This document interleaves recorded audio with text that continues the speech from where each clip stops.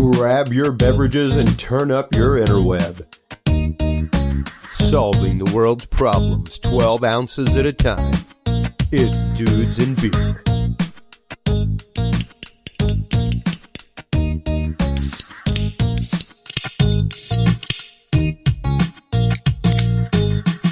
Well, hello everybody. Hello. Welcome to episode 164 of the Dudes and Beer podcast. I am Chris Jordan, your host. Once again, on the road. It seems like I am more and more not in the studio in Austin, Texas. But been loving the road life. It's been wild. It's been an adventure over the last few weeks. We just had the HC Universal podcast panel at Comic Palooza about starting podcasts. That went off great. We also got to do an awesome interview with Ming Chen from the I Sell Comics podcast, as well as Comic Book Men. Tonight, I couldn't help it. I had to do an episode on it this last week as I was gathering news and posting it on social media, as I am prone to do daily. I ran across the article, and there were only about 3 or 4 news outlets that put it out. But the one that I posted was specifically from the Washington Post, talking about who killed Bobby Kennedy. His son RFK Jr. doesn't believe it was Sirhan Sirhan. And that just rabbit holed me, and it got me into thinking about Manchurian candidates, just electronic harassment. If you recall, a few years ago in the news, there was, of course, the Naval Yard shooting. There was the young lady who believed that she was being electronically harassed by Barack Obama and ended up being shot in front of the White House in the traffic circle.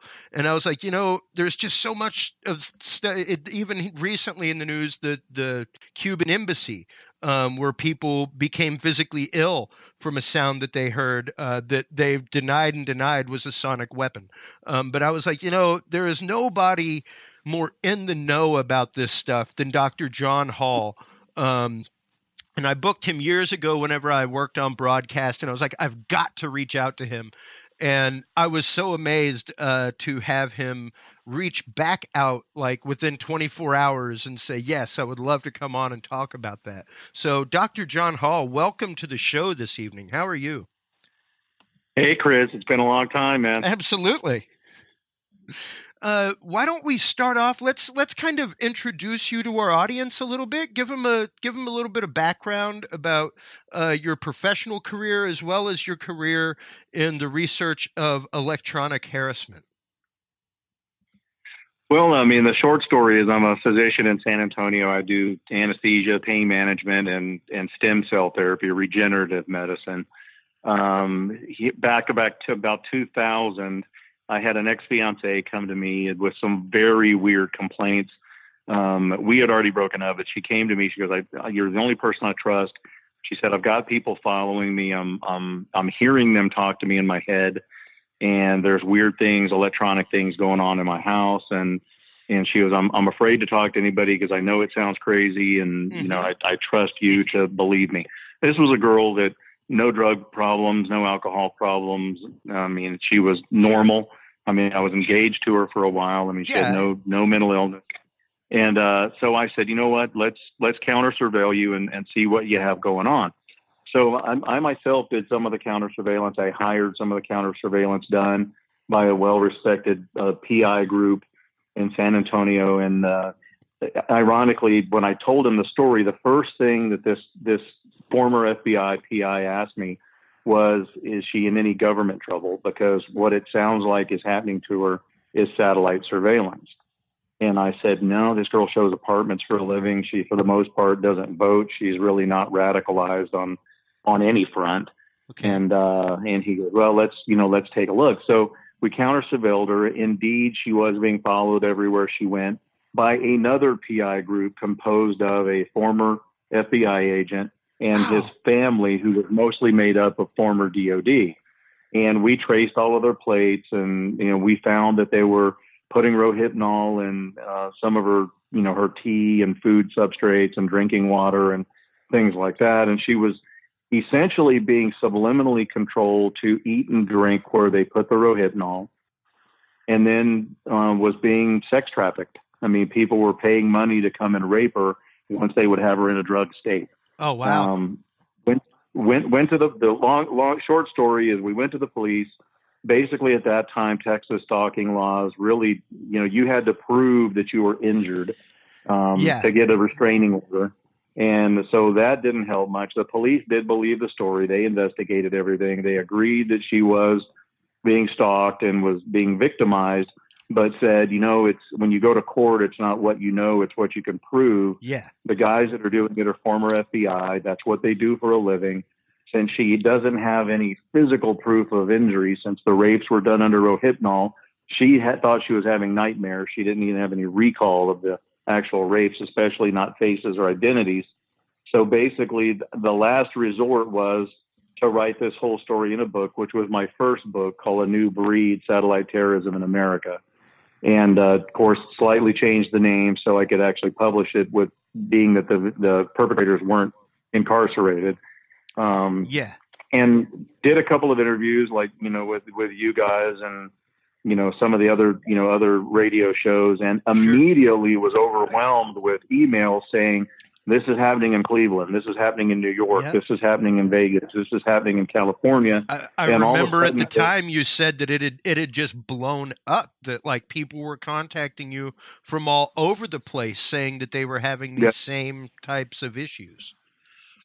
Yeah, globally. I mean, not just in the United States, but global. Literally, one of the first big interviews I did, I had 6,000 emails within 2 hours.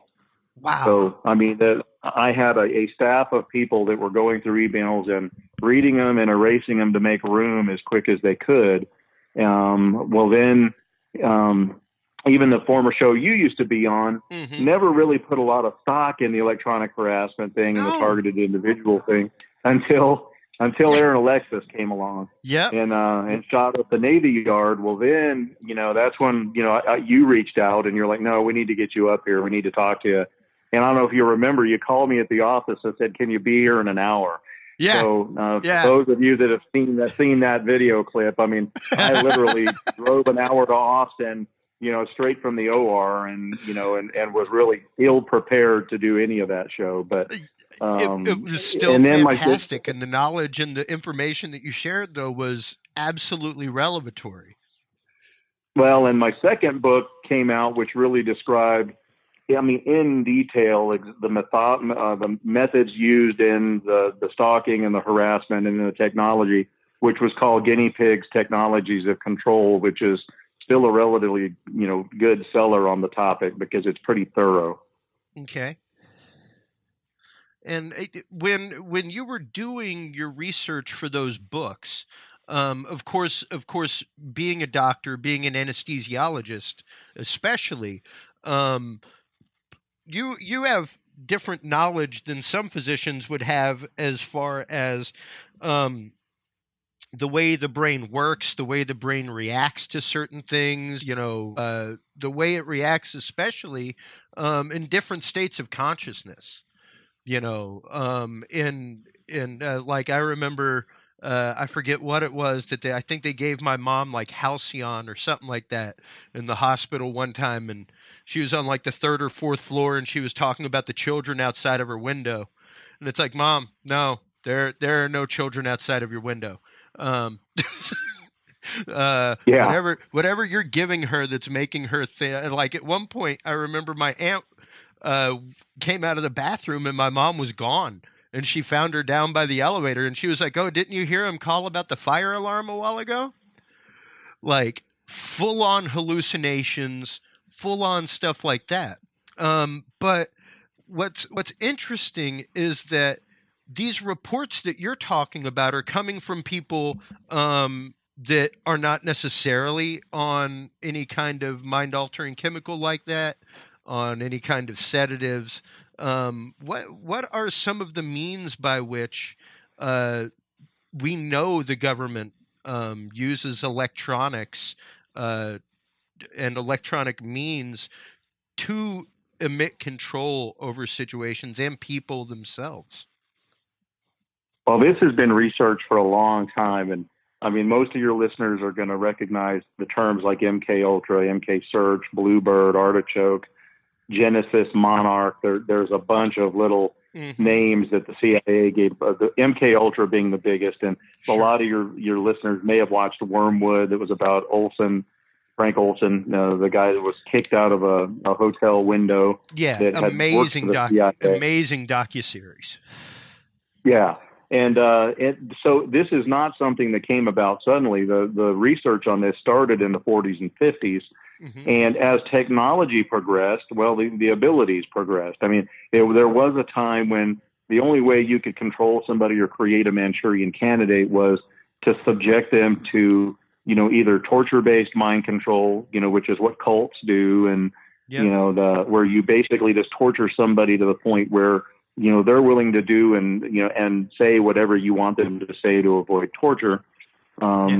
Or what they found out is there were mind-altering drugs that they could employ that would help achieve that same control. Well, then as technology progressed, especially with Michael Persinger kind of being at the lead of this up at Laurentian University in Canada, he found that the brain is very susceptible to electromagnetic waves, specifically ELF, extremely low frequency waves below 10 hertz. And that he could bombard the brain remotely with waves of that frequency. And when he targeted specific parts of the brain, that you could make people believe that there was someone in the room with them. They call that a sentinel being effect. Yes. They're alone in a laboratory, but they would feel like people were around them. They would feel like they were being abducted by aliens. And that's a quote that he could simulate the alien abduction experience just by bombarding the human brain with ELF. So that really should make you question a lot of the alien abduction stories. Is it alien abduction or is it someone being experimented on? If you remember, MKUltra had multiple sub-projects, and it covered everything from child behavior to trauma to different medications to different botanicals, to electromagnetics. So it would stand to reason that MKUltra never stopped. It was too successful to stop. After the Rockefeller Commission and the Church Committee hearings, all they did was bury it deeper underground, change the names, and continue on with better technology as it progressed. So, there are a multitude of ways to make somebody hear voices in their head. Some people actually act on those voices as their thoughts. Some people react to them as an intrusion. And either way, it benefits the perpetrators doing it, depending on what action they're looking to actually stimulate. Sure. And, you were mentioning, because of course we've moved from purely physical means, like you said before, back in the 40s, 50s, when these programs first started, when, lysergic acid dithalamide was first discovered, all that kind of stuff, LSD, folks, is when a lot of this really first came about, because they started doping unwitting people to see what they would do in different social circumstances, all kinds of stuff. Like we were saying, go watch Wormwood on Netflix, and it gives you a really good, not just primer, but an in-depth study into one case of somebody's experience in MKUltra, and that was actively a scientist who was involved with MKUltra. That this happened to. It wasn't like one of the random people that they drugged. And there's still a lot of questions with the Olson death, and as to why he was killed to begin with. A lot of people think it was because he was getting ready to go public with the information that the American public at large was being experimented on. And that's true. I mean, according to his family, and he also had some misgivings after he went overseas and saw that the CIA had areas where people were being experimented physically on against their will. And he actually initially said he just wanted out, but they were so afraid that he was going to go public that they couldn't risk that. So they basically invited him to come talk about it, to try to convert him back over to their side. And when they realized that wasn't going to happen, then he all of a sudden overdosed, and became violent and threw himself out of a window. But the autopsy reports showed that he was beaten long before he hit the ground. Yeah. So, I mean, they're definitely leaning more towards that it was a murder and not a suicide. And, and of course, all of this happened in a small hotel room with the the doctor with him in the room that was administering the LSD who didn't notice anything. Yeah. You know, I mean, it's your typical government scenario. You know, same thing with Gary Webb.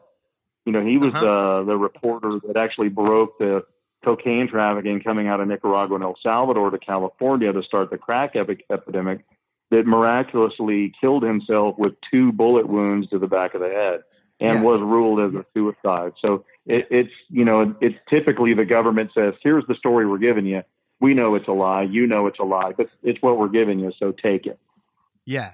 And it's with that in mind, before we get into Cuba, before we get into a lot of the modern cases of electronic harassment, let's kind of discuss a little bit, because before the show we were talking about RFK Jr. going to visit Sirhan Sirhan, and after a personal interview with the guy, the son of Robert Kennedy says, "I do not believe this man killed my father."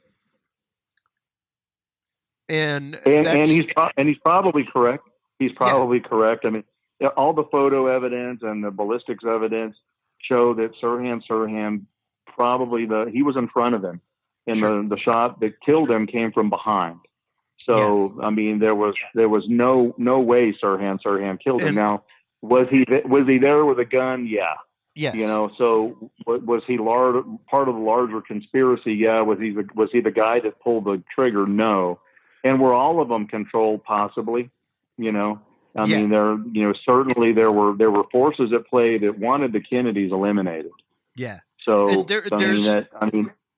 right after I contacted you about this, I sat down. My wife was actually angry with me because she's from the Boston area, and she had added the RFK biopic on Netflix. She was like, "Oh, I'd like to watch this," and she came in, and I was in the middle of watching it because I was like, "This is going to be the most in-depth thing about Sirhan Sirhan that I can find on here. I can guarantee you."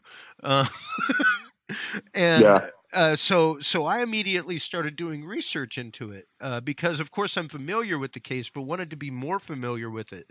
And, you know, of course, it gets into a lot of mental triggers. It's really odd.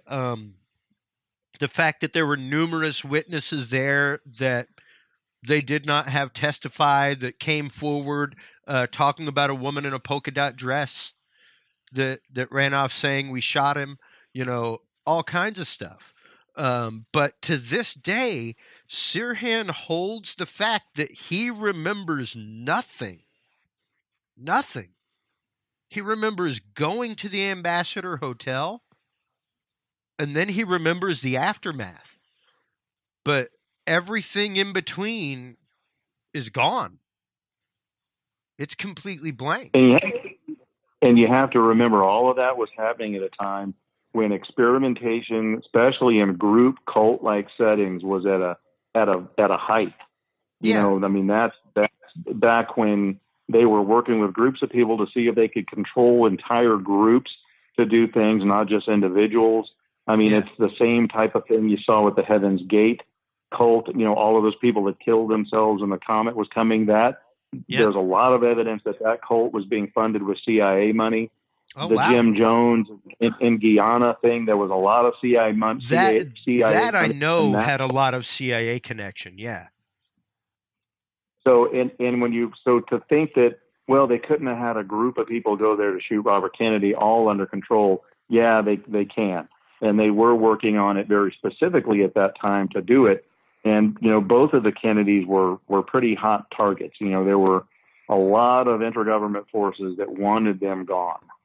And forces otherwise as well. I mean, that of course have ties to the government, because we know that the CIA regularly used the mafia for operations, for incursions into Cuba, to get information about Cuba, all kinds of stuff. And of course, RFK went after the mafia and unions and stuff like that incessantly. So they were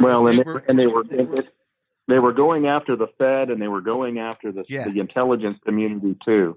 Yeah. And if for those people not familiar with the Kennedys and their affiliation with the CIA and what happened with Robert Kennedy, for your listeners, love or hate Trump, whether you love him or whether you hate him or whether you're indifferent, we've got another problem like that occurring because Trump is an outsider, and the intelligence community is deathly afraid that he's going to do some investigations into the ethics of the intelligence community. Don't think for a minute that the FBI and the CIA thing going on right now with investigating him is not exactly the same thing. Because I mean, they're especially definitely with the videotapes and tapes of interrogations, things like that, with the new proposed CIA director, where these tapes have just vanished. And they were questioning her about poor interrogation techniques, inhumane interrogation techniques, and all the tapes and evidence are suddenly just vanished. They can't find them. Awfully convenient. Yeah. But and that is one of the things that I've mentioned in some other talks that I've done and things that I've posted is that the only way we're going to clean up our government is to get some outside people in. Was Trump the right guy? Maybe not. I mean, he's kind of a squirrel. But you know what? If we keep getting establishment politicians in there, no change is ever going to occur. It's going to take outsiders, and it's going to take term limits. And the fact that he's an outsider and there's the chance that he's not going to blindly sign off on any black budgeted stuff or in a second term get around to investigating the FBI, which, what they've done to him, they've almost guaranteed he's going to investigate the FBI at least now. And they're scared to death. And rightfully so, quite honestly. I said it. We had a heated show. The night that we had John Bound on to talk about the Pulse nightclub shooting. And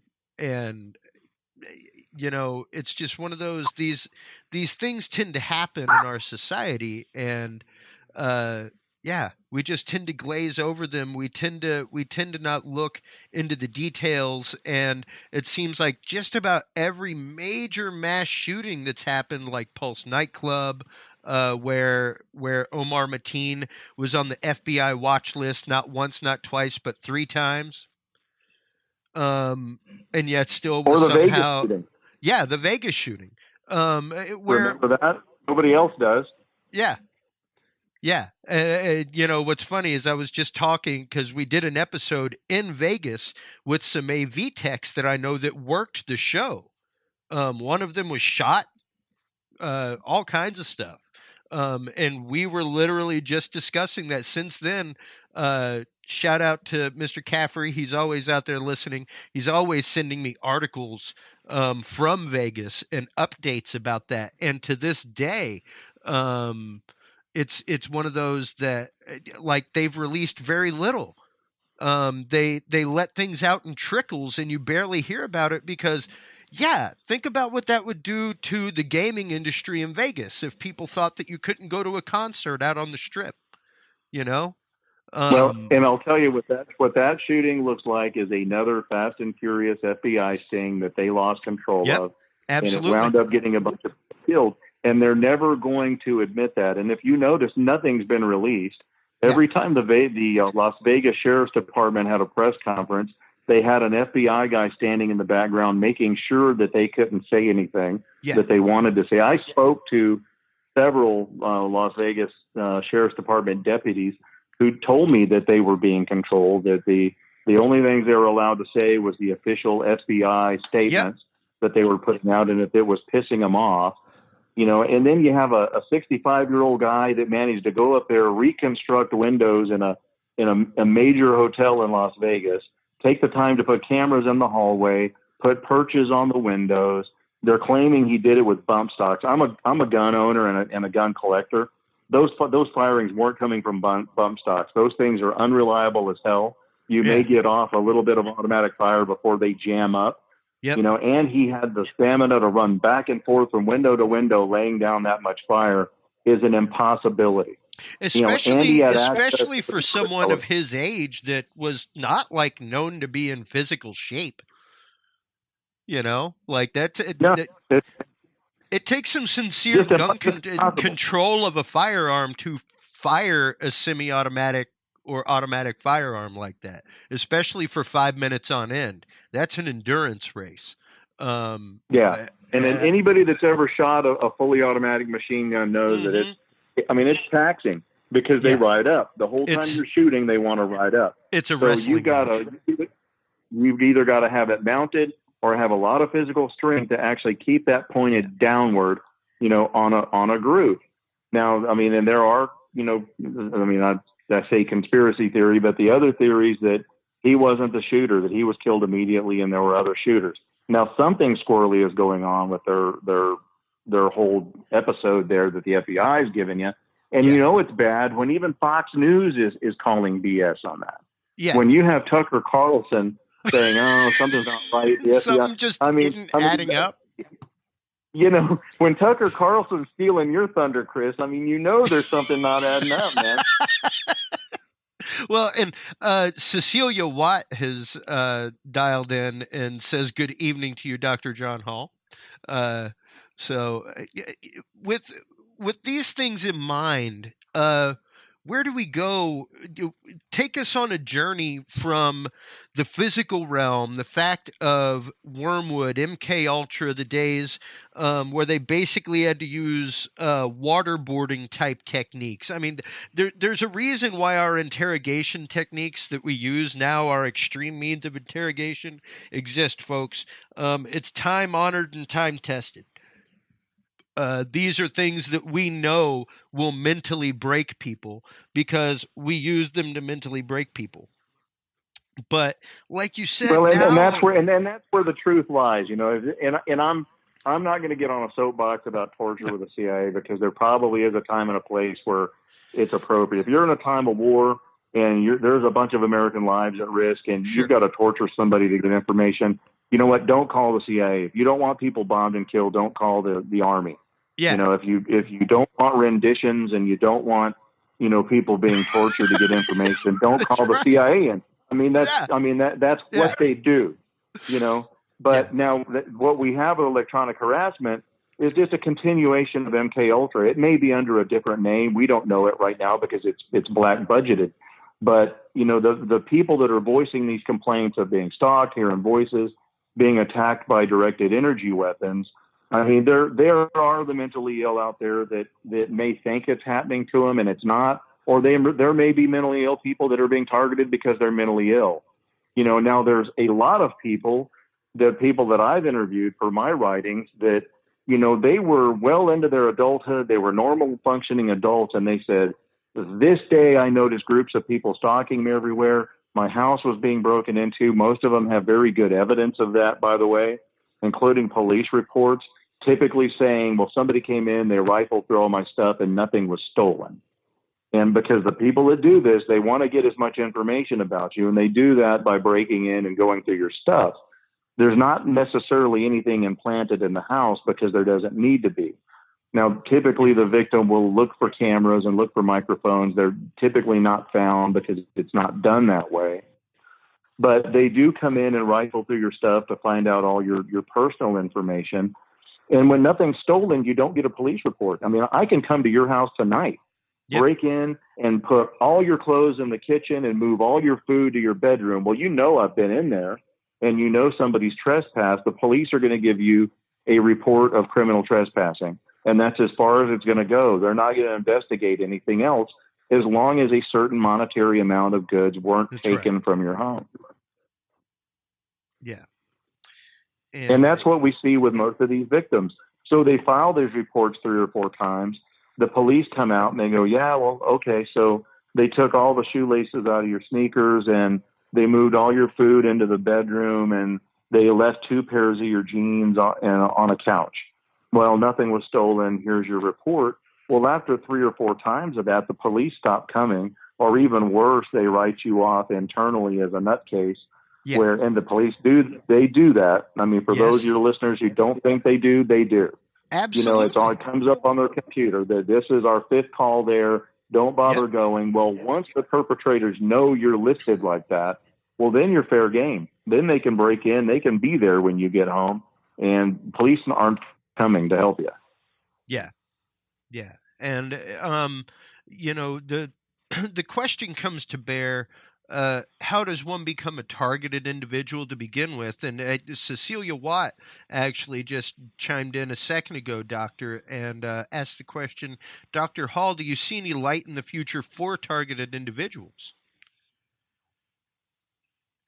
Actually, yeah, and I'll tell you the biggest light two biggest ones. Snowden coming forward with the fact that yes.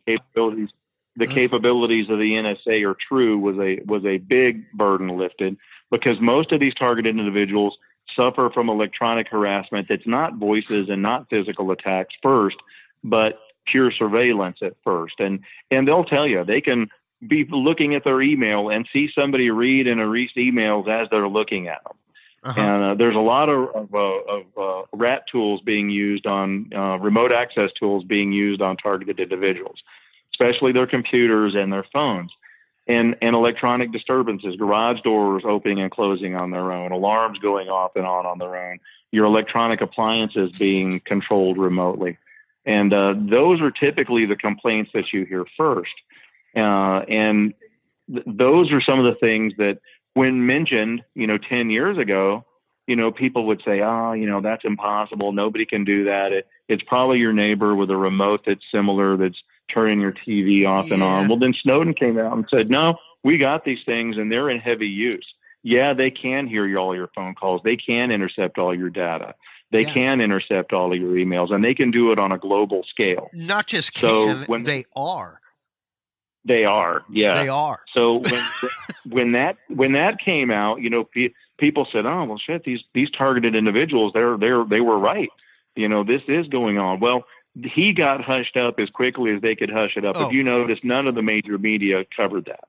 And the major even media now, like our time span of history and our mental acuity for remembering such things, because of the mass wash of information that goes on, is months. And that's horrifying. The fact that 5 years later, Dr. Hall, that people do not remember that it was revealed that the U.S. government was spying on every single diplomat in the world. I know, it's amazing. It wasn't even a question as to if they were doing it. They were doing it, and it came out.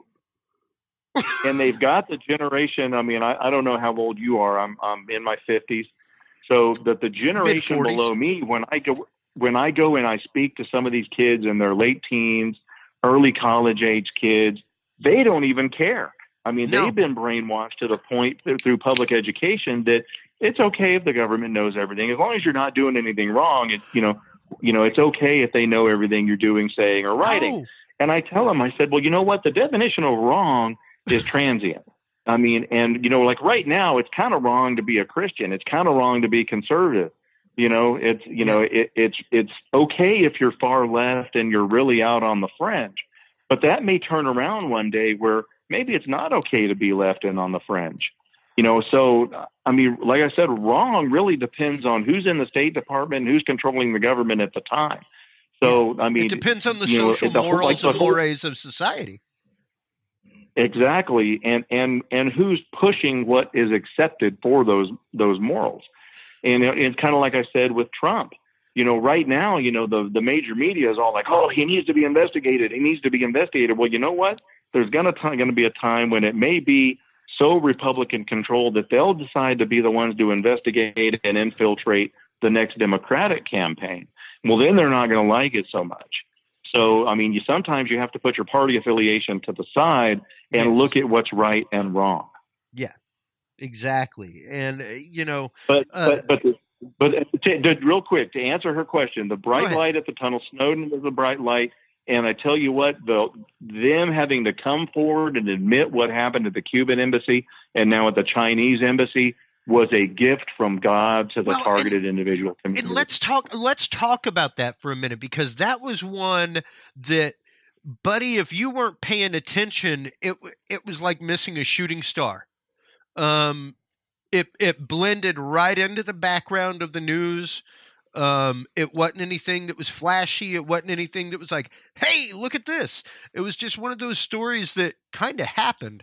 And unless you're a news hound like me that's following like 18 or 20 RSS feeds daily, getting alerts like every 5 minutes about news stories, you're going to miss it. And tell our audience, because we covered that when it happened in our news of the week here, but give our audience a little refresher about what happened in Cuba and China and what it has to do with electronic harassment, Doctor. Well, I mean, first, let me kind of back up a little bit. About a year before they came forward with the Cuban embassy story that there were a bunch of diplomats that were getting sick and, hearing buzzing and hearing voices. And about a year before that, there were several tourists that came from the same hotel that they housed the embassy staff. And these tourists came back and saw their family doctors and said, you know what, we're being attacked with something. You could feel something burning on our skin. You could feel a buzzing sensation coming in the room that you could move away from. You would move to one side of the room and then it would catch up to you. It would start there. You'd move again, it'd go away, then it would follow you and it would start there. And they came back complaining of nausea, complaining of sickness, complaining that there was an electromagnetic presence in the hotel room where they were staying. So a year goes by. Well, then all of a sudden, all of these diplomats, Canadian and American diplomats both, complaining that they're hearing a buzzing noise. Some of them were complaining of hearing voices, that there was a repressive amount of electromagnetic energy in the rooms where they were that they felt was making them nauseated, making them sick, taking away their energy, making them feel sluggish. So the United States pulled out their diplomats. Canada pulled out their diplomats. The Canadians are taking this much more seriously publicly than our government. They initially went to Florida. They went to Florida for exams. Most of the victims even admitted before they had gag orders put on them, by the way, which they're not allowed to talk to the media now. But initially they were. And when they got to Florida, they said, you know what, we kind of felt like the doctors in Miami that saw us in the emergency room kind of were blowing us off and not really taking us seriously. Yeah. And that's the problem with electronic harassment, is you have somebody that walks into the ER and they go, well, this person looks healthy. Their vital signs are normal. There's no visible burns on them, but they're complaining of being attacked. And that's exactly what happens with targeted individuals. You see them in the hospital, they're talking about stuff that are not things that are not tangible. They're typically not coming in with massive burns or any damage that you can see. The damage is actually pretty subtle. And a lot of it, because it's microwave based and ELF based, well, it hurts and it burns kind of like millimeter wave weapons while they're being tortured with it. But the minute you turn it off, there's no visible damage. So there's nothing for ER doctors to find. There's nothing for police to see on them. They maybe have been tortured for 24 hours prior to going to the ER before the police get there. But once it's turned off and the police get there, all they're hearing is a crazy story. Yeah. They're not seeing any damage. So it's not like a heart attack where if you had a murmur or something in EEG would reveal that, that like, hey, 48 hours ago you had a murmur, if you come in with a laceration, there's blood and there's tissue and I sew you up. Yeah, there's something visible. If you come in after being zapped for 24 hours with microwave that burns you about a millimeter or two deep, into the dermis, well, by the time you get in to see me in the ER, it's cleared up. And typically they shut it off at that point. So you sound crazy when you get there. Well, that's exactly the way these physicians in Miami saw these diplomats. They came in and they said, well, we were hearing voices and we were burned. There was a buzzing noise. Our heart was having palpitations and we felt sluggish and we're twitching. And they're like, well, is it happening now? They go, well, no, I feel pretty good now, And they like say, well, right, and we don't see anything. Yeah, it sounds like you're all right. And as a matter of fact, there's even government apologists that have came out in Psychology Today, the magazine, saying, well, there's no way sonic weapons would do this, which they're right. They're right on that count. There's no way sonic weapons will do that. But then they went on to say, well, it's obviously a case of mass hysteria. and immediately went to the psychological component these people, one person complained that it's kind of like cheerleaders fainting it. And that's exactly the analogy they give. Cheerleaders fainting at a football game. One of them hyperventilates, gets dizzy, starts to faint. Then they all do. The real world doesn't work like that. No. And I can't say that I've known a few cheerleaders, can't say as I've ever seen a line of them pass out. I've never seen like fainting spells turn into a domino effect. You know what I mean? And it's one of those when people are experiencing the same symptoms in the same locale. Sure. I mean, hey, it could very well be that, the hotel itself lies on a harmonic point, where there are ELF emanations coming from, vibrating train tracks nearby, something like that. There could be that situation going on, because of course that's one of the in case you couldn't tell, I'm also very much into the paranormal, doctor. But that's one of the things that is often used to describe the instances of hauntings. Stuff like that is extremely low frequencies, high energy magnetic waves, high energy EF waves, like living near power lines, that kind of stuff. But those kind of things, though they exist, are not still experienced by the same people in the same place. They aren't experienced by all individuals in a place. So is there something specifically in brain chemistry that can make some people more susceptible to these things? Because I know, like, I hear things all the time, but it's more like really high pitched noises, stuff like that. Like I'll hear like fan rotors going and stuff that other people can't hear, just from years of training my ears to hear things for my industry. But what is it that makes some people more susceptible than others to this type of radiation? Because it really is radiation, folks. It's electromagnetic fields. So exactly. Now to be clear, it's non-ionizing radiation. That's right. So for those of you that are hearing the term radiation, it's not like you're being zapped with radiation from a nuclear power plant or from an X-ray machine. Yeah, nobody's trying to make you into Dr. Bruce Banner and zap you with gamma rays or anything. Because not ionizing radiation, very easy to prove. You pull out and we have those. We use them in the OR. It's a little badge you put on, and it tells you what your exposure is. Because I get exposed to radiation every day. I work with it. Sure. So, but it is electromagnetic radiation, which they're finding has just as many detrimental things that happen with it, thermal and non-thermal problems that come with electromagnetic radiation, and especially at an ELF range. Extremely low frequency waves, your brain entrains those, and it can alter your EEG, and that's called EEG heterodyning. And one of the ways you control people is you basically take a pattern for a symptom you want to project into someone, and you beam that pattern at them. And as the brain entrains that, then they'll display whatever that is. And the simplest way to look at it is if you have a catalog of EEG tracings that correspond to depression, to anger, to being distraught, to having numb arms. If you beam that into somebody's head, they will slowly entrain it, and that will become their EEG reading, and they will give you those symptoms. That becomes the new norm, the new flatline, the new baseline, as it would be called, not flatline, but baseline. And it's interesting that you use that term, because I use the principle of entrainment in my music that I make all the time.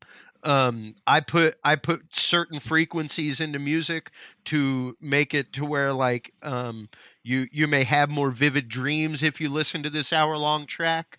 And it's interesting because, yes, the brain absolutely responds to these infra and ultrasound frequencies that we cannot hear. These are well beyond. When he was talking earlier, folks, about 10 hertz, that is like 2 hertz above which the Earth resonates at.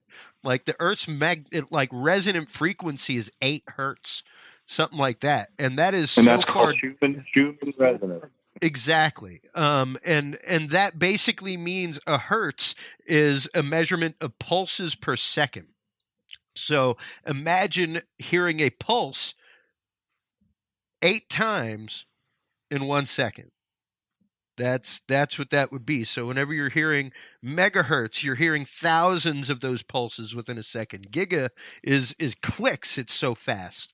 And the principle of And just so your entrainment. listeners know that one of the early researchers, and he's still alive and he's still doing research, is Dr. Michael Persinger. Mm-hmm. He's a Laurentian, a university in Canada. He used to do all the microwave research for the United States Navy. He's the one who actually created the God helmet, and then he did away with the helmet and just started bombarding people's brains with ELF. My wife won't let me build the God helmet. Well, back around 1988, he actually, just so people know, he actually came out with the comment and he said, I can control every brain on the planet with ELF. Yep. And he's right. Absolutely. And he is one of the people who says that he can, through his God helmet, recreate the experience of near-death experience. All kinds of stuff. Like you said, the presence, the omnipresent feeling that something is there with you. He can recreate all of that. And it's absolutely phenomenal to know that while we can't hear these things, our brain does, and our brain decodes them. We've had a few comments here. I want to get to them. Cecilia Watt chimed back in. The well thought out tactics are relentless and oftentimes heinous in nature. When victims of these crimes speak out, they are falsely painted as delusional.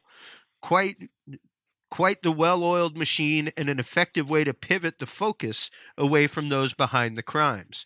Alexander Ragnar, Cecilia Watt, White Sands Missile Range is probably the answer. It's an EMP test facility. This will probably kill nanotechnologies in your body. And then finally, Polly McWilliams chimed in with, how much evidence do I need for the person responsible for illegally implanting me with one of these devices?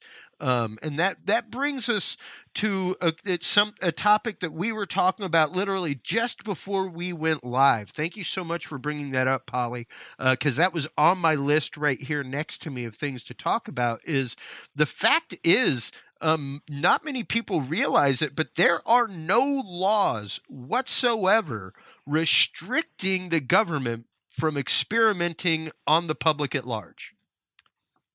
Absolutely no laws regulating that. And you're somebody who knows about medical regulations. You're a doctor. Oh yeah, and that is true. Now, if I come up with a medical device that I want to eventually market, I mean, there are millions of dollars that have to be spent to jump through all kinds of red tape and consents and institutional review board, usually 2, one of your own and one that's an independent blind institutional studies, review board. All kinds of stuff.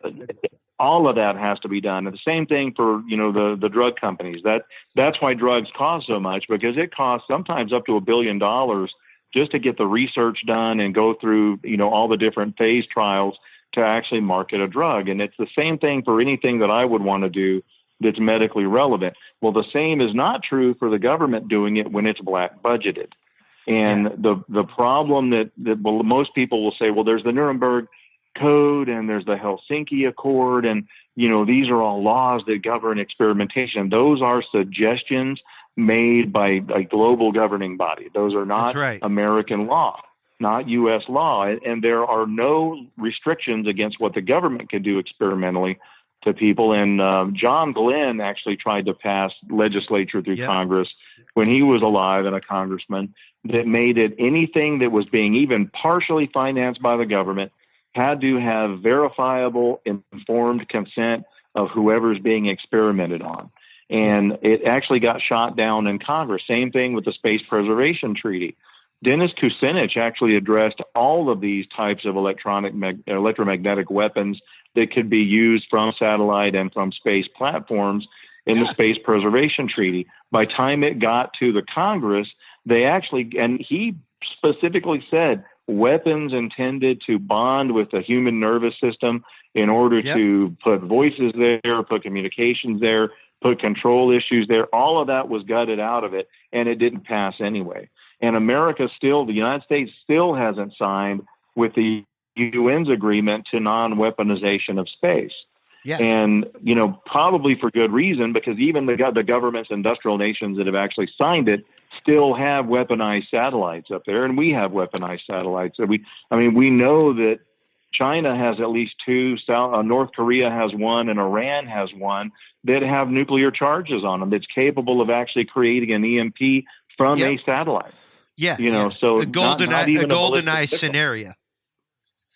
Yeah, and like Iran has their satellite is called Samfir, SAMFIR, and that satellite is EMP capable. Once it comes over our trajectory, then you just blow it up at the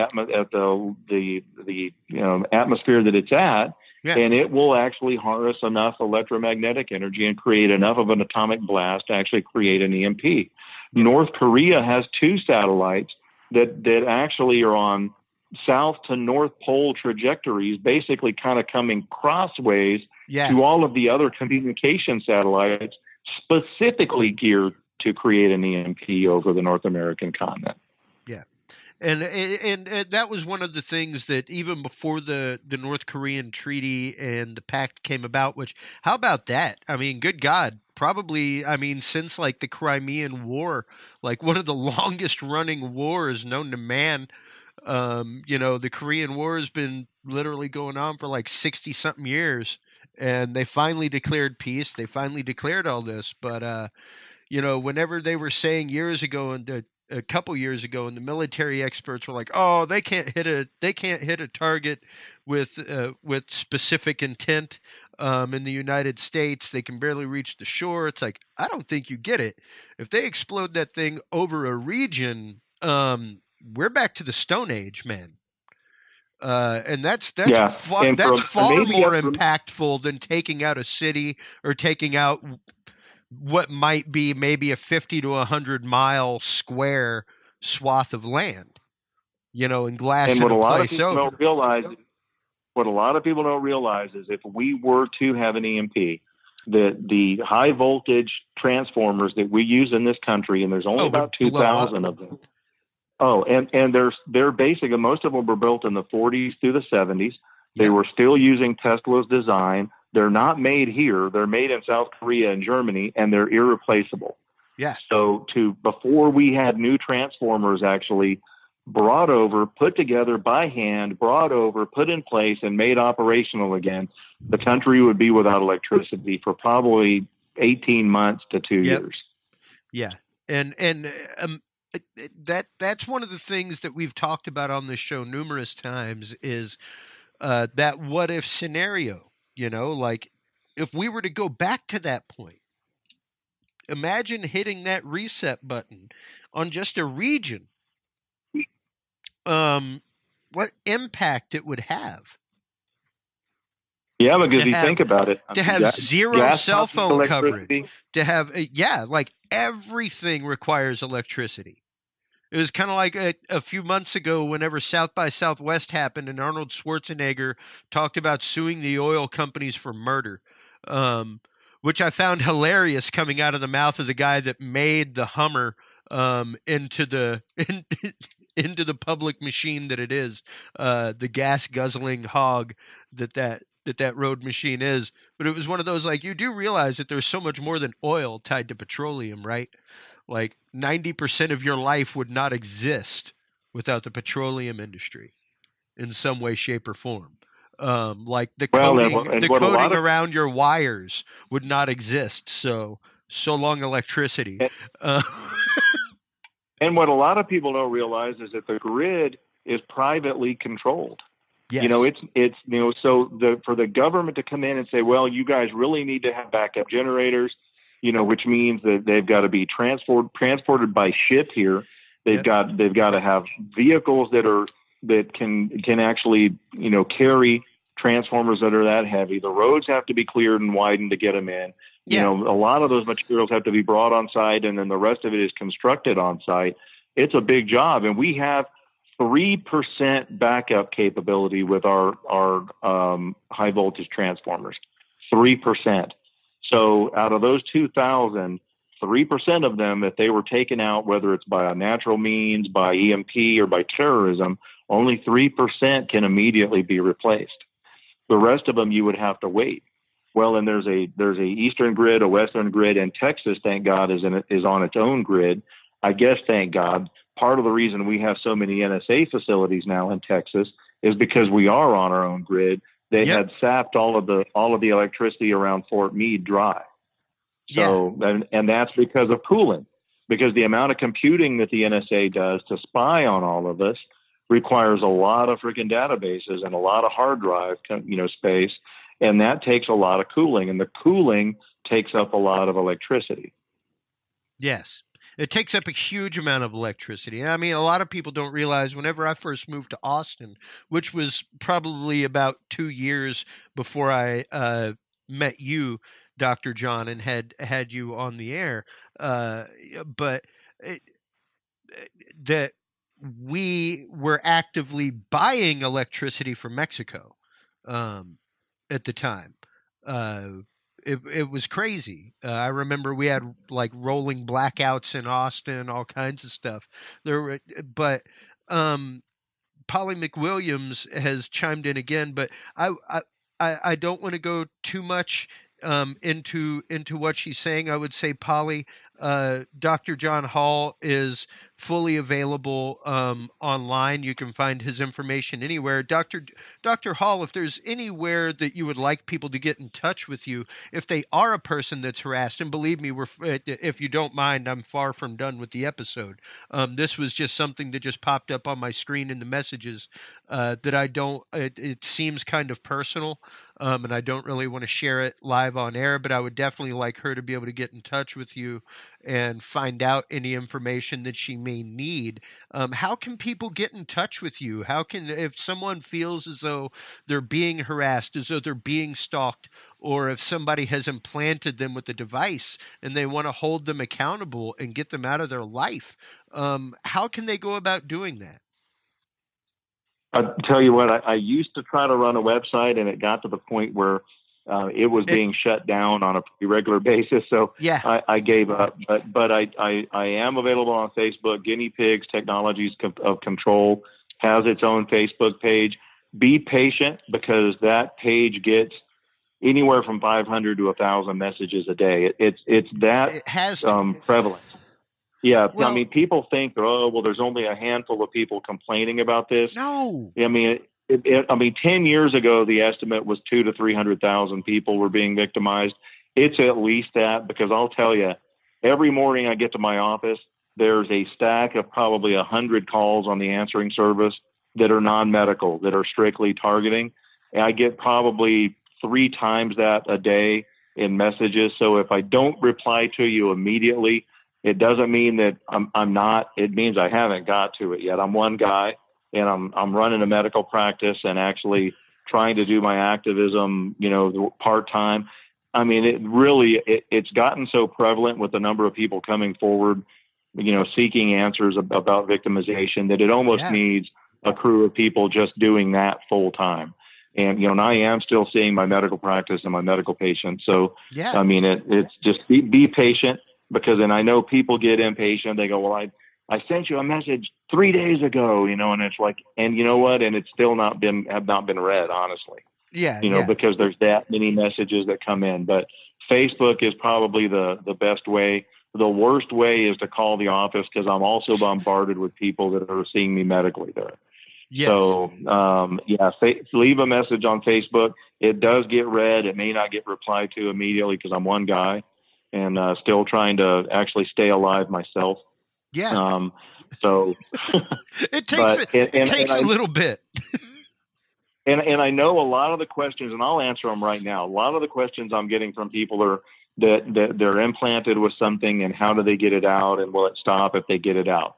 And I'll tell you, the simple answer is implantation is the worst way the government would go about this. They've got technology that can control you without implanting you. Implantation was being done pretty prevalently back in the 80s. And I know a lot of people say, well, what about nano? They're spraying all of us with nano. Nano probably is a player now. What has it always been a player? No, because it wasn't around. And if it was the predominant player, we wouldn't have 200,000 or 300,000 victims. We would have 2 or 3 million victims, all complaining about being victimized. So yeah, I think nanotechnology probably it is. Obviously, it's being sprayed. We know it's being sprayed. It probably is a player. Has it been a player? I mean, some of the 2 of the first victims I interviewed to write my books were 2 prisoners from the Utah State prison system, and it was 1980 when they were taken to a cell, put in there by themselves. They described the electromagnetic presence in the room as so repressive that they didn't want to get off their cots. Both of them said they were hearing voices in their head that very specifically was responding correctly to their thoughts. So synthetic telepathy in 1980. And that wasn't being done with nanotechnology. And a lot of the victims that I've actually spoken with and worked with have been victimized now for 10 or 20 years. And it wasn't nano when it first started happening to them. It may be now in some cases. I know there was research done years ago, and we got onto the topic of entrainment a little while ago. And I'd like to cover that a little bit more just so people understand the technology and the way your brain works. I know the Russians had shown years ago that they could entrain people literally through the flicker in a light bulb. Through controlling the flicker of a light bulb, they could send messages and cue people that had been hypnotized, things like that. Explain to people how the principle of entrainment works and how our brains respond to that. Because it's so important to understand that. Number one, just to understand like why you get tired watching television or why you get tired looking at a high def screen close up. Like it's utterly about the flashes per second and your brain tying into that. And the Japanese actually probably were the ones that perfect that, and the Israelis. I mean, originally, but the Japanese, there was, I think it was 1982 that they started experimenting with bit rate and flash rate sampling in media commercials and cartoons. And if you remember, there was one cartoon that just about all the kids that watched it started having seizures. What? Pokemon. Because the flash rate was such that it actually stimulated the brain to the point of having seizures.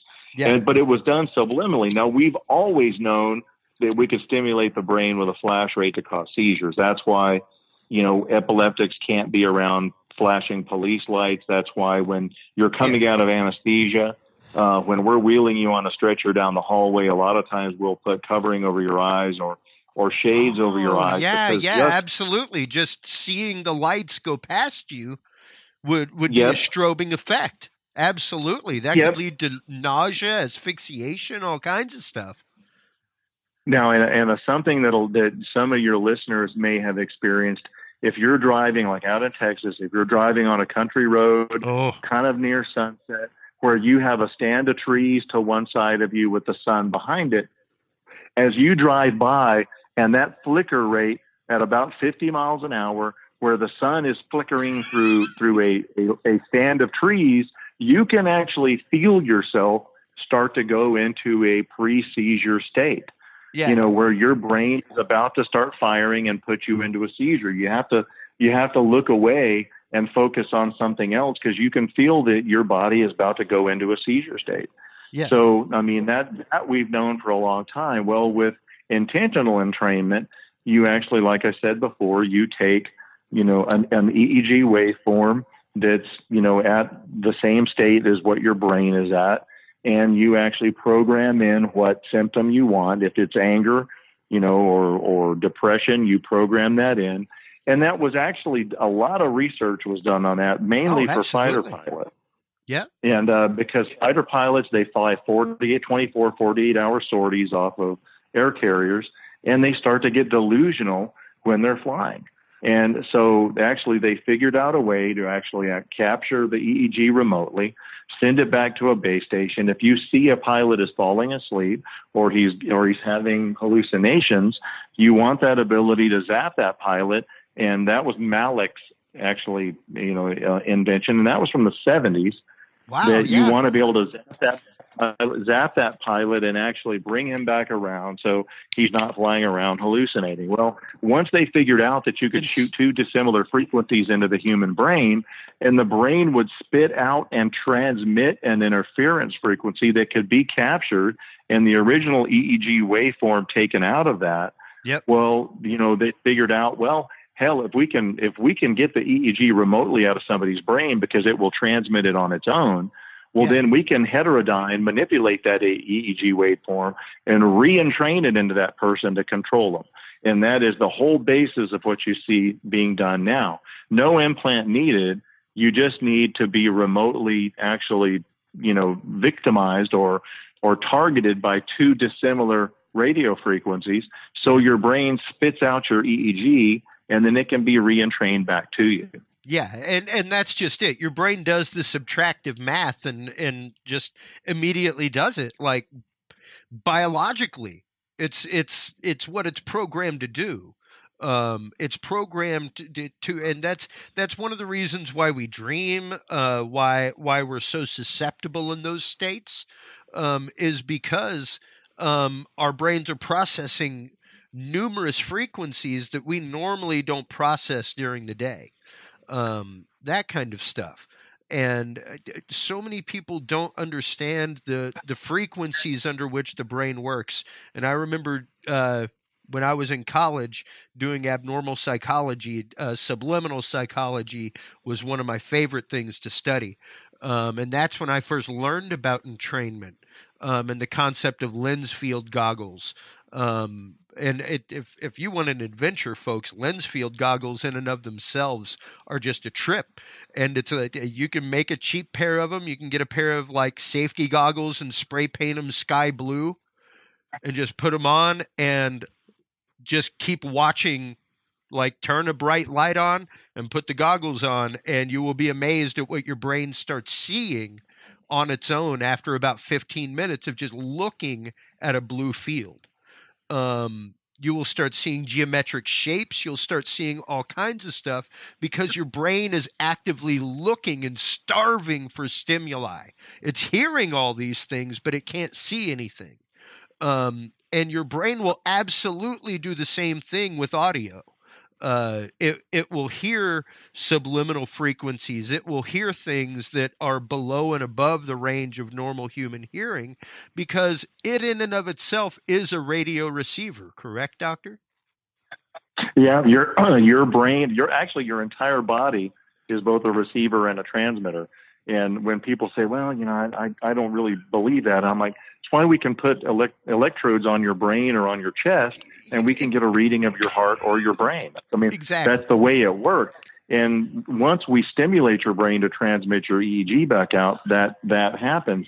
And that kind of gets back to the fact that a lot of the victims that I work with, they're all convinced that there's an implant in them somewhere that can be removed and that all this is going to stop.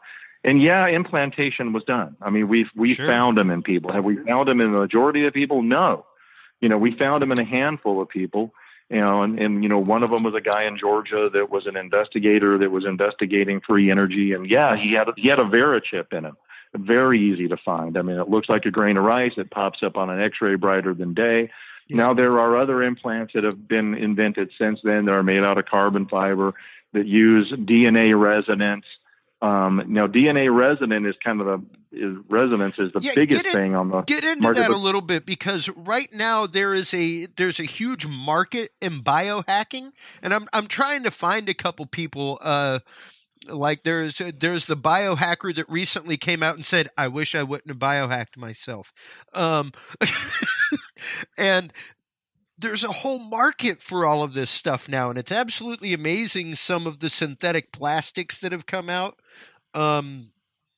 just for implantation in joints and everything else, much less being able to carry frequencies, being able to be used as RFID trackers, all kinds of stuff. Get into that a little bit for us, Dr. Hall. Well, and that's, I mean, everything has an RFID on it now. So, I mean, your phone has one, your jeans have one, your shirt has one. Yeah. Now DNA residence is where they come into your house or dig through your trash. They find your toothbrush, they get your DNA, figure out what resonance it operates on, and they know exactly what frequency to bombard you with to make you light up spatially. Oh, wow. So that way, okay, if they bombard you with that frequency, your DNA wiggles a little bit and it transmits. Your brain does that as well. So that's why when a lot of people come to me, they're like, no, well, I've exhausted tens of thousands of dollars actually getting MRIs of everything and nobody's finding anything. Well, immediately they jump to, well, then it must be nano. If nothing's being found, then I'm bombarded with nanotechnology. And that may be. I'm not saying nano is not a player now. It wasn't a player 20 years ago, probably not even 10 years ago. I mean, and it's kind of like the way MKUltra started. There's not any one way. It's not just satellites that are being used to actually track you. It's not just cell phone towers. It's not just Gwyn towers. I mean, it's everything. And there was a lot of stabbing in the dark before they came up with a honed way of doing things. They're going to look into a lot of technologies and spread it out over numerous industries to see what they can come up with. And they're not going to narrow themselves down to one modality. No. And that was the whole reason there were multiple sub-projects in MKUltra, which has not stopped. It's all a continuation of MKUltra. So there's multiple sub-projects now. You're going to find people like the guy in Georgia, I forget his name, but he was chipped. He was chipped with a Verichip, and it traced back to the NSA. It was NSA agents that implanted him. He got melanoma where the chip was, is how he found it. Wow. I know the surgeon that removed it. And part of the reason that a lot of doctors not necessarily don't believe the victims, but the reason they don't want to get involved is this surgeon that actually removed this chip, this Verichip from this inventor that was being harassed through being tracked with a Verichip, was immediately bombarded by tens of thousands of targeted individuals who are being victimized, but he's one guy. Yeah. And, and he saw several people and he scanned them and found nothing. Well, I mean, because most people aren't chipped. Most people are being purely victimized electronically, and there are probably some of the people that are being victimized through being implanted with nano. And I tell you, when it comes to the point where it's all nanotechnology, that has come to a point where it's different little fibers and nanotubules that kind of get into your body and find each other and then assemble themselves. Oh, I mean, there's no coming back from that. Well, and it's also to the point when you're talking nanotech that it can be aerosolized, and that these things can absolutely be inhaled, and be brought into your system and assembled themselves. The world of nanotechnology with this is absolutely just mind-numbing to think about, because it's endless. It's endless, and when we're to the point where that's being so widespreadly sprayed, I think once we reach that point, that's when you won't see a handful of targeted individuals voicing complaints about this. You'll see a majority of the population voicing complaints of it, and I don't think we're quite there yet. I think this is still being mostly done, without implants and with just electromagnetics. Well, and that's the reason you don't. That's you one don't thing want to have to pick out a team to implant people. That's one thing that I want to get into real quick, especially talking about entrainment. Like I said, I know that it was shown in Russian studies years ago that they could use certain flicker rates and incandescent light bulbs to get people to entrain in on a frequency. It is known that you can actively use just the wiring of a house to bug a house. and turn like the entire wiring of a house into an inductive magnet to get audio, things like that. There's no reason whatsoever why you could not use the wiring of a house to pump a frequency into a house or into a selected room. I personally, just so you know, Doctor, nowadays I do corporate AV. So the conferences that you go work, I'm normally in the back, the dude like throwing stuff up on screen. So I attend a lot of these conferences that you go and speak at. And I remember one of the first shows that I worked, it was the same show. I remember General Wesley Clark came up on stage, and he was saying this was back in 2013, right up around there, shortly after we first became acquainted. And he was saying that 5 years previous, the FBI had come to him and said that they could, with predictive logic and known social media and everything else, with 85% accuracy, give the location of somebody 2.5 hours in the future. With 85% accuracy. And that's just with like, GPS pings from your cell phone, places that they know you regularly go because you've checked in there, things like that. Just through normal media gathering that they could do that. And then that's because Facebook and social media was one of the most brilliant CIA tools ever created. Oh, absolutely. Thank you, MQTEL. Yeah, MQTEL. And for any of your listeners who have never heard of MQTEL, they've heard.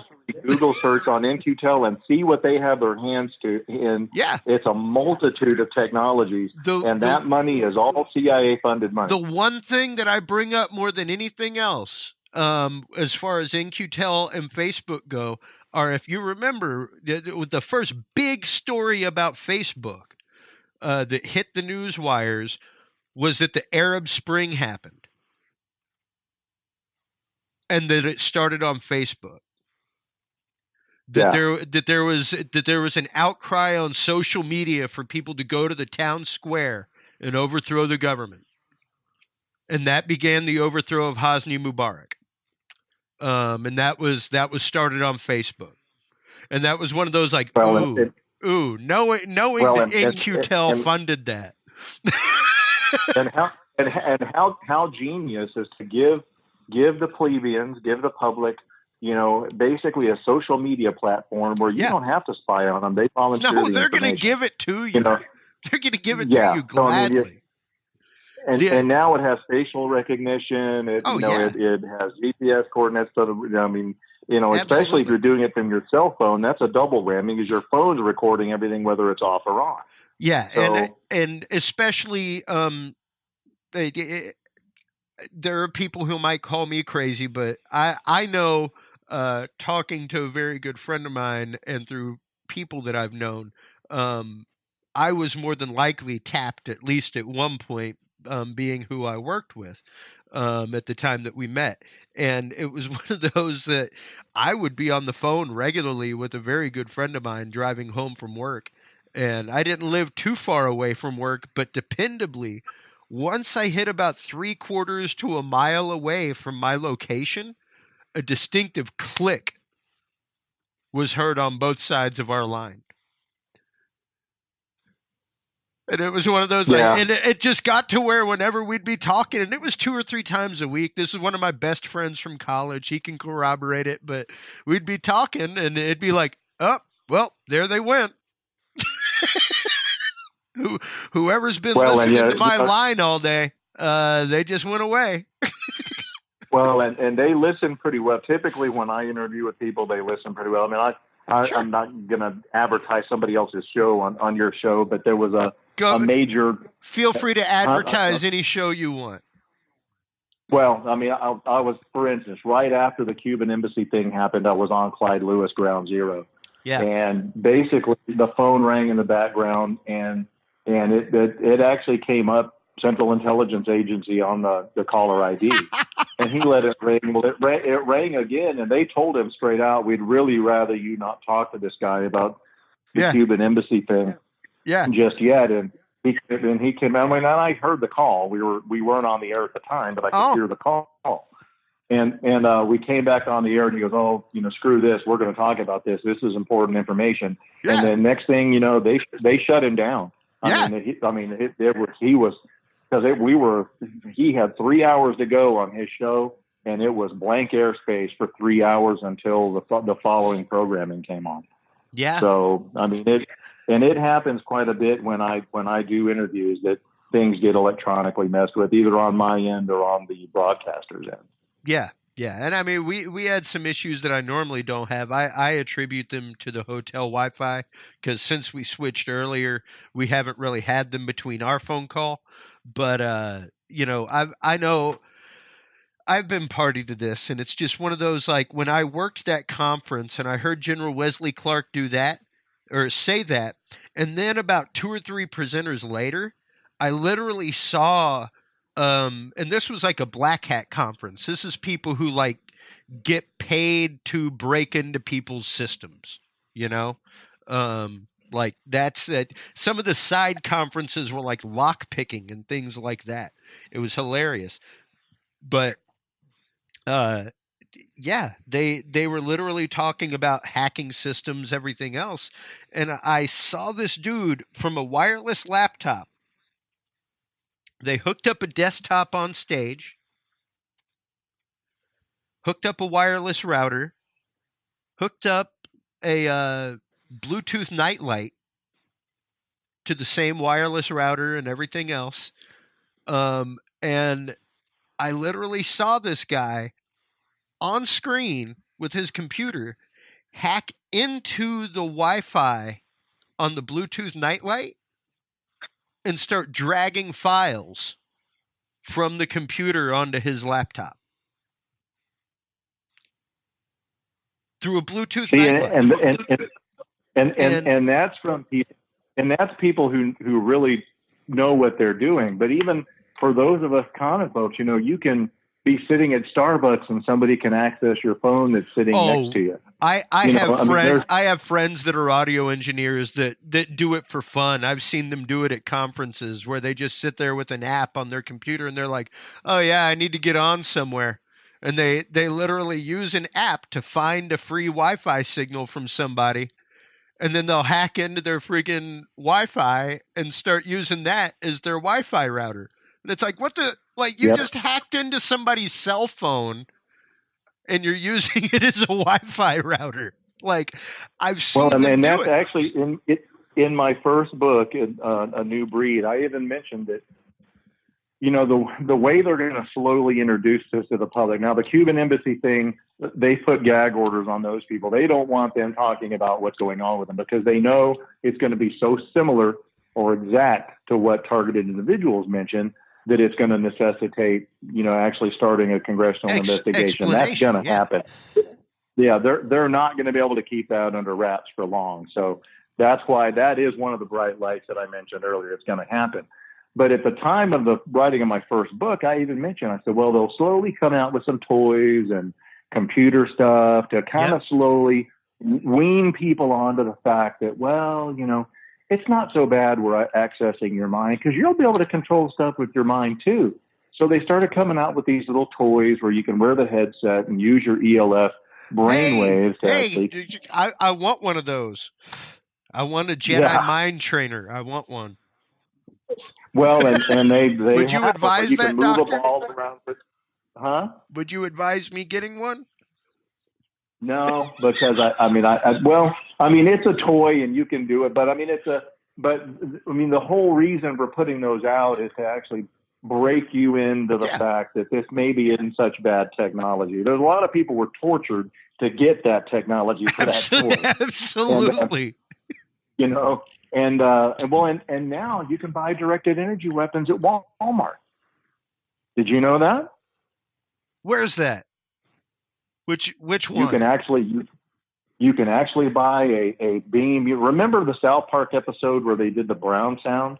Yes. And that's the right frequency to actually stimulate your gut to have diarrhea or barf. Yeah. You can buy that at Walmart now as a gag gift. And it's controlled by a 9-volt battery. you hook it up, you point it at the victim that you want to make nauseated and make sick and fatigued and have a headache, set it under their desk, and it jacks them. Wow. You can purchase it at Walmart. Wow. You know? And what a lot of people realize, this seems like a cool little electronic gag to do to someone, but it is a directed energy weapon. That's what Absolutely. it is. And that's what people don't realize, is that this stuff has, A, been researched by our government for a long time, B, been deployed in the battlefield for the last 20 years? Yes, Operation Easily? Desert Storm 1, they used S-Quad or Silent Sound Spread Spectrum. And that was an episode where they had 1,500 Iraqi soldiers drop to their knees and surrender their weapons because Allah threw in their head. The Marines didn't have enough slip ties to slip tie these guys together. Yeah, and I remember. That was because it was amazing. You had like this entire brigade of people marching behind them. Noriega from Panama actually complained of being a target individual, that he was hearing voices and being attacked with directed energy. I mean, there's been some notable people. When we spoke last, was the only reason that you wound up looking for me was because Aaron Alexis carved, "This is my elf wave weapon," on the side. Yeah, this is my ELF. This is my ELF. And I mean, honestly, before that, I mean, I'm an hour south of you in San Antonio, and I mean, and I know Alex Jones. And we had talked several times before I was on it. He said, I don't get much really stock to the whole electronic harassment thing. I'm not too sure about it. So, I remember whenever I talked about bringing you on, because he was like, I don't know. I've heard about that guy before, but I'm like, hey, dude, if you would like the research, here you go.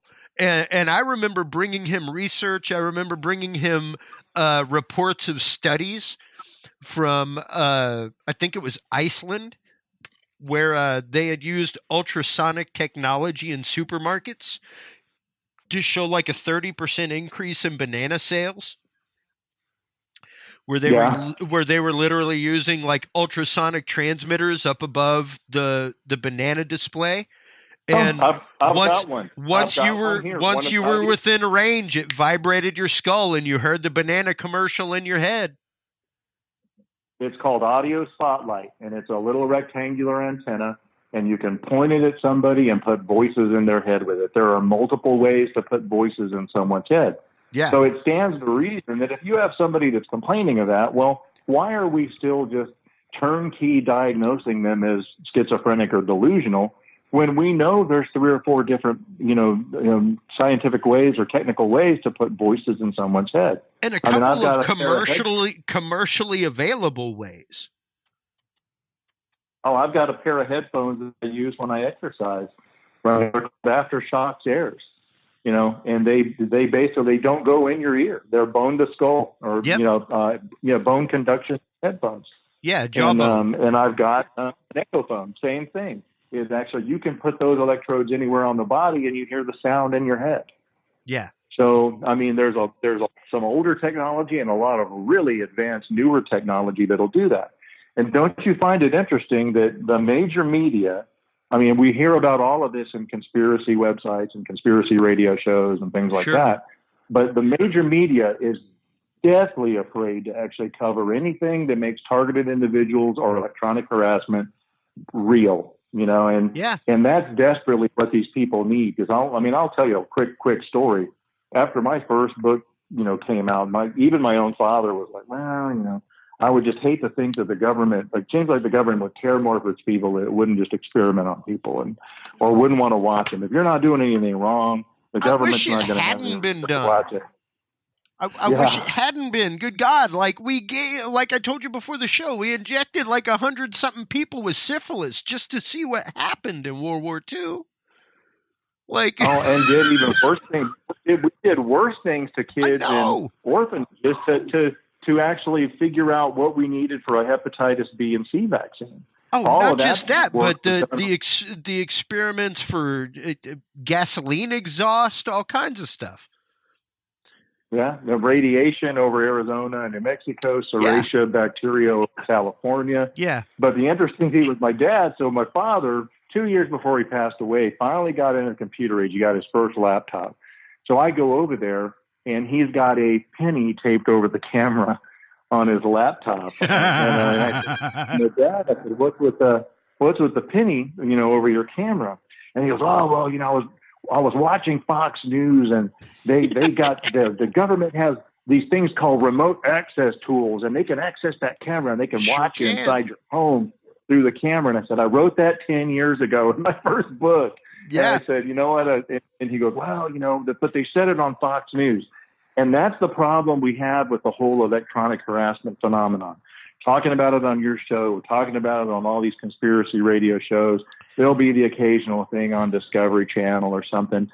But until you have CNN or your MSNBC or Fox News or somebody saying, you know what, these people are being harassed and there's something going on. Here's my fear, Dr. Hall. And this is a lot of the reason why I started this show is because,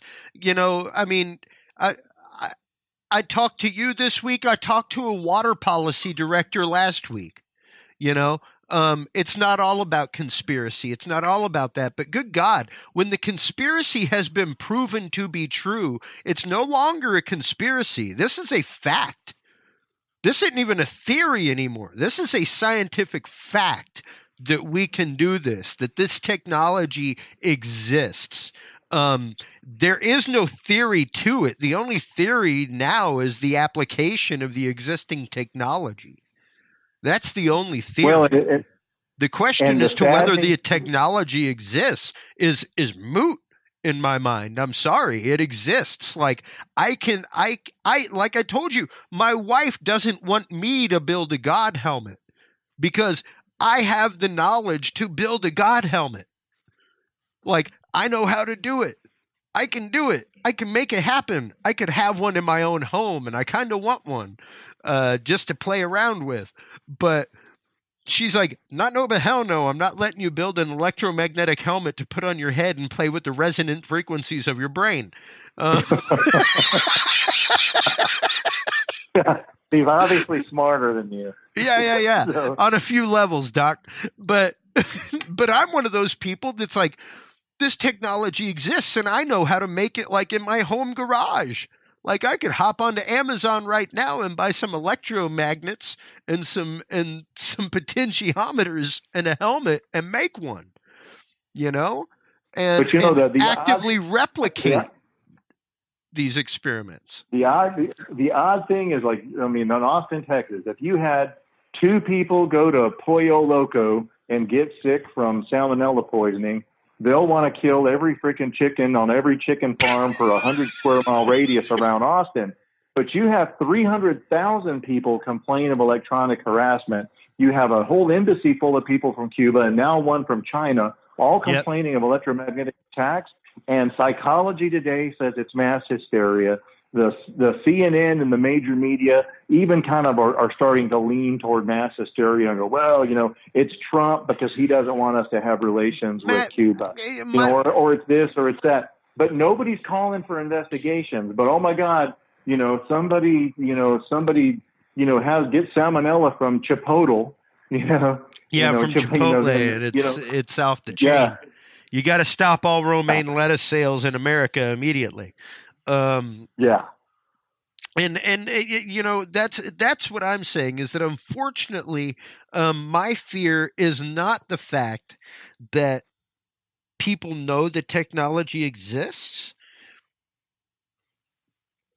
It's that, like you were saying earlier, there has been a soft program to introduce this technology, make it seem every day, and make the use of it seem every day. And then the nefarious purpose be in the background, and I like said, Alexa. Put Alexa on your nightstand. It's got a camera. It can see in your bedroom, but that's okay. It's going to be good for you.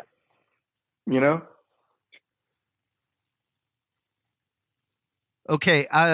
We've had a couple of things come in. Cecilia Watt was talking about the National Center for victims of crimes has taken a heartless approach to TIs, and those are targeted individuals, folks, by saying they're mentally ill. Uh, the first time she called, they said that it was group stalking, things like that. She believes that they are unwilling to help targeted individuals because they receive government funds. We had somebody else, Kate Martin, come in saying they had an urgent question. They need to know how to help someone who works for them, who they believe is a targeted individual, that they need to be able to get some help for. What can these folks do, Dr.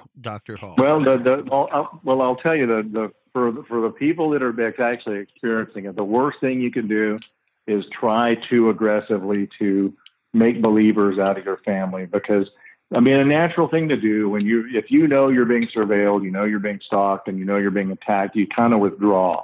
And that kind of fits with the rest of the picture of the delusional diagnosis. And I mean, trust me, that all of these MKULTRA problems projects were headed up by psychiatrists.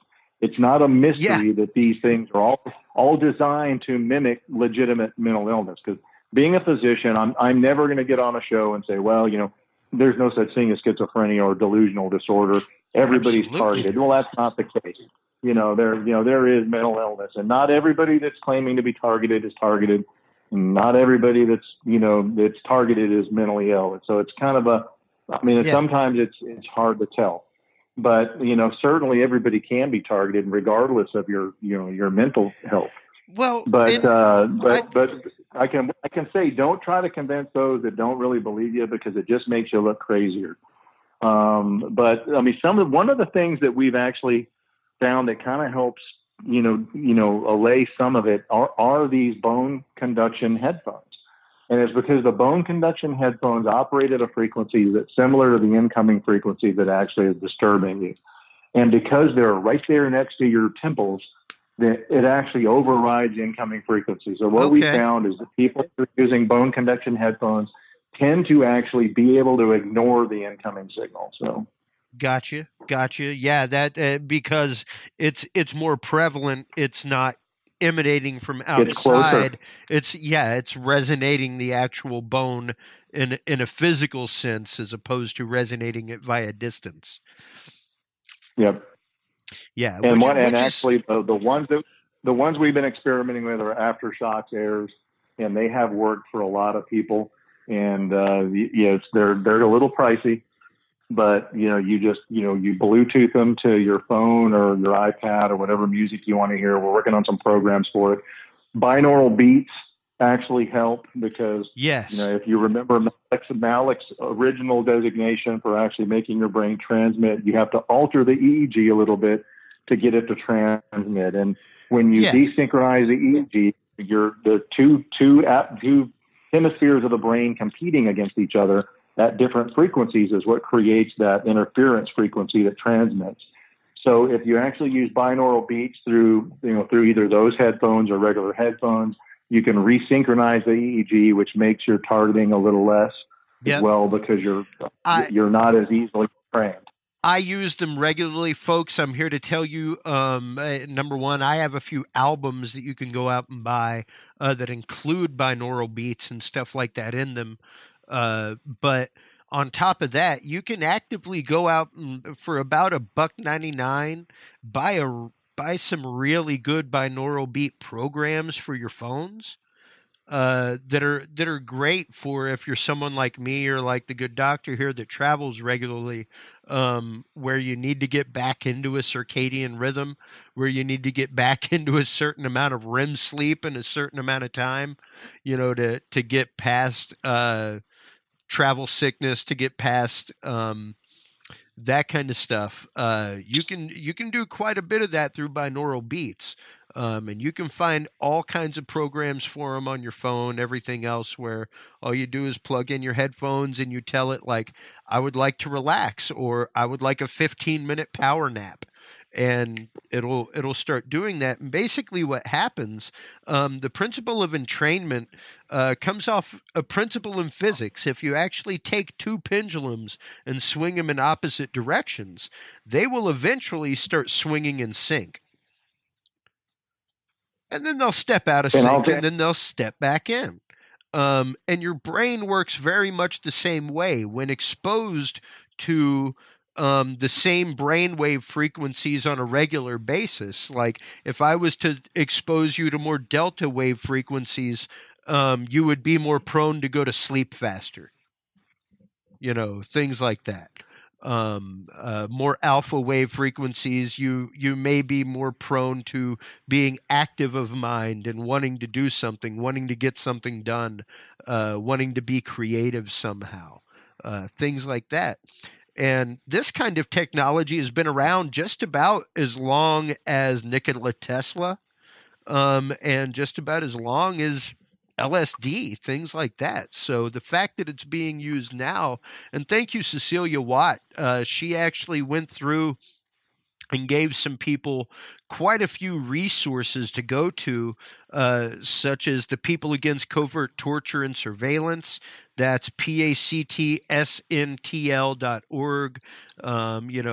Targeted Justice, that's targetedjustice.com, things like that. People where if you feel like maybe you are a targeted individual, where you feel like these forms of electronic hazing, electronic surveillance, and harassment have been done against you, that you may be able to seek some justice and seek some answers. Doctor, I don't want to keep you too much longer, but is there anything that you would like to talk about real quick? Anything that you'd like to let our audience know? Well, mainly that we're to a point now where this is so pervasive that almost everyone knows someone that's being victimized. And because I see 40, 50 people a day in the office, and a lot of people come in to see me for medical reasons, and they go, "Hey, didn't you write a book?" I haven't read your book, but I know a guy that says that all that's happening to him, or I've got a son, or I've got a daughter, or I've got a cousin that says all this is happening to him. I mean, this is the most reported and most under pursued crime that's happening in America today. I mean, once you start going down the rabbit hole and you start Googling electronic harassment, you're going to see one thing after another come up. And Cecilia Watt, she's a follower of mine too on my Facebook. She's great. And those are some really good resources. I just will warn you as a victim, when you get into some of these chat rooms and stuff, part of the problem with this technology is some people are controlled to the point where, they're focused on one thing and it's got to be that way. And somebody else is focused on another thing. Be patient. There's a lot of information to be gathered there. Kind of pick and choose and screen it to, what works or what's applicable for you. But be really patient, because the technology itself is dividing. And that's why it's so hard to get a whole group of just the victims or the targeted folks together to actually have a united front, because then there starts to be a lot of arguments and stuff between each other of, well, is it done like this or done like this, or how do we protect each other? And the bottom line is that there'll be no group of individuals that will ever amass enough money to have enough research done to actually fight the government. Other than having a congressional hearing. And that's ultimately what it's going to take. And I tell you what, we're a lot closer now that this whole Cuban embassy thing came out than we were 10 years ago, because the government is going to have to admit to something. And they're not going to be able to, if they say group delusional disorder, these people who are employees of the government are going to come unglued. I'm sorry, but as somebody, like I said earlier, I hold literally no degree whatsoever. I went to school long enough to be a doctor, but I hold no degree. But even through my study of subliminal psychology and just psychology and abnormal psychology in general, to make a diagnosis of mania to begin with takes extreme circumstances. Good God, to even properly diagnose schizophrenia takes some extreme circumstances clinically, much less to say mass hysteria, where all of these people had the same crazy experience. And they're all just crazy in the same exact way, in the same exact time, in the same exact way. I'm sorry, I'd be much more prone to believe a technological reason, even to believe that like there's a subway track, 2 blocks away that resonates the building at a subharmonic frequency. I'd much rather accept that than to accept the fact that what happened to the good people, be it staying at the hotel beforehand, the ambassadors in Cuba or the ambassadors in China, that they were not targeted by something. Yeah. And like I said, initially they tried to say sonic weapons, and they figured the American public would be stupid enough to buy it. But sonic weapons won't give people white matter damage. And the people that they're examining at University of Pennsylvania are showing white matter damage in their brains. And the guy that wrote, two of the guys, psychologists that wrote articles in Psychology Today, even went as far as to say, well, a little white track damage may be normal in some folks, and no, it's not. You know? And for one, if you're a psychiatrist or a psychologist, number two, you're not medical doctors. And the psychiatrists, even in my point, may have gone to medical school, but they don't know the physiology and the anatomy the way those who do real medicine do. Well, or study the brain. I like I said, I hate to keep you longer, but good God, this thought just popped into my head right now, because the rage right now is 5G, man. And what's happening with 5G, what's going on with 5G. And there have been numerous studies showing that 5G may be possibly some really not good stuff. The 5G technology. We could do a whole nother show on the internet. I would love to. I would love, I have to take a drink now. As an AV technician, just so you know, Doctor, I created a drinking game called the Internet of Things, where anytime we in the industry hear at a conference the Internet of Things or IoT or connectivity or any big data, any of these buzzwords, that we are owed a shot at the end of the day. And boy, howdy, does it add up at the conferences that I work. Well,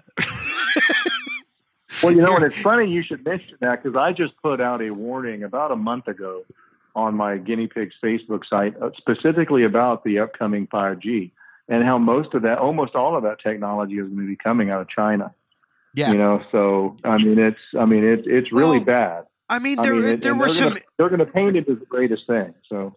Well, and of course people are going to absorb it as the greatest thing, wanting the data connectivity, wanting the connectivity anywhere in the world, things like that. But as far as that goes, like, how does that extend the reach of these electronic harassment technologies? Number one, what does it do for us to live biologically as the aqueous radio receiver that our brain is, which is literally what it is. Like we said earlier, we are just a walking radio receiver and resistor. That's all we are. And to know that, and to know about wireless technology the way that we do, to know about Wi-Fi connectivity, everything else, the fact that 4G much less, and 3G technology may have been causing more metal fatigue in buildings, concrete fatigue, things like that, due to the ultrasonic vibration. What does it do for us in general, for our brain to live in this electronic fog that we live in now? Well, and that's going to be the big issue with it, is there will be no escaping 5G. It'll be right now. You can go to, you well as know as I, in parts of Texas, you can still get to places where there are no power lines and there is no internet service. There's nothing. But that's going to go away with 5G. Pretty much the entire Earth will be covered with this ether that can connect to you.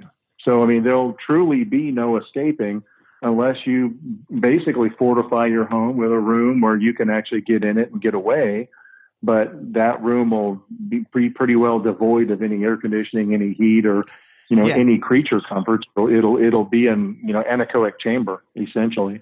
Yeah, Yeah, and I mean that's pretty much what it takes. Like you've got to step into a cave. Like I said, in order to avoid some of this stuff, you can't even have wires in the walls bringing you power for lights. Because You know, that's like, those in and of themselves could be externally vibrated to pick up or transmit radio frequency. you know, and that's why, like in Afghanistan, the fighters there, they don't use radios; they use runners. Everything's delivered by hand. Yeah. You know, and that's part of the reason then they operate out of caves, is because they can't be eavesdropped on easily in caves. You know, so I mean, it's almost like the only way to fight that technology is to really go back to medieval technology to fight it. You know, and it's kind of like, if somebody's still using a landline, the FBI doesn't have wiretaps anymore. They can't come and put a coil, on an actual hardwired phone. And that's the reason they did away with most phone service. That's why they gave everybody cell phones. They want you digitally connected. Yeah. Yeah. The digital swath allows them just to pick it up without actively needing a wiretap. And as we close out this episode, Doctor, tell everybody where they can go to find your books, what books they should go to, what resources they can find to find out more information about your research and research on the topic of electronic harassment. That my two books are A New Breed, Satellite Terrorism in America, and my latest book was Guinea Pigs, Technologies of Control. You can Google those titles. They're available on Amazon, Barnes & Noble. The Guinea Pigs Technology of Control page on Facebook is there. And there are a lot of organizations, actually, that are fighting, what they use the term gang stalking and electronic harassment. That are some great information that can be found there. And there's more and more people coming forward with it. And like I said, now that we actually have government employees complaining of it from embassies, I think it's just a matter of time until this ends up in the hands of somebody that's ethical enough to actually bring it in front of Congress. And that's been our problem so far. It's just finding a congressman willing to take the ball to a congressional hearing. Yeah, and when it does get that far, that it's not buried amongst law, that it's not taken out of law, things like that. Thank you so much for spending the time with us this evening, Doctor. If you can, we're gonna go ahead and wrap this episode, but I'd like you to hold the line just for a few minutes afterward, if you can, and we'll close things out. Thank you so much to AJ, Susan, Cecilia, everybody that was tuned in this evening, popping in on some great information on the chat line here. That's what it's all about. Feel free to download the Dudes and Beer podcast app for both Android and iDevices. You can also get us on the HC Universal Network family of podcasts, which also has their own app. You get all of the podcasts there.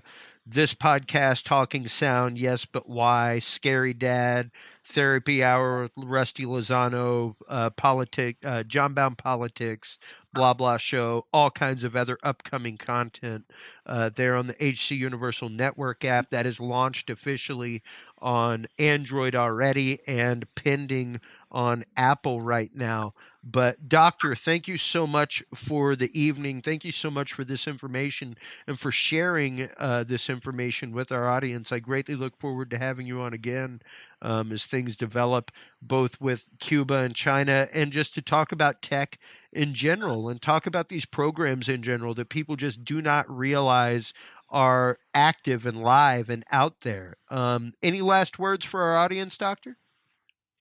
Just thanks for listening, and thanks for having me on, Chris.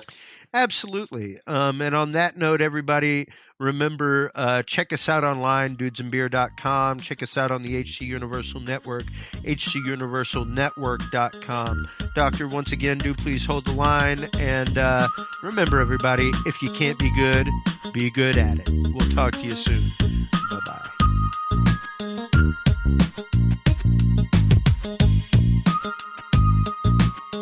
Thanks for listening to this episode of the Dudes and Beer Podcast. To listen to our audio streams or chat with us live, download the official Dudes and Beer app for Android and iDevices, available on Google Play and iTunes markets. For more episodes, content, and information, visit us online at dudesandbeer.com. You can also find our episodes on Breach.tv, iHeartRadio, Spreaker, SoundCloud, iTunes, YouTube, Stitcher, or your favorite podcast service. Dudes and Beer is a proud member of the HC Universal Network family of podcasts. For more about our sponsors and other podcasts on this network, visit hcuniversalnetwork.com. Thanks for listening, everybody, and until next time, drink responsibly.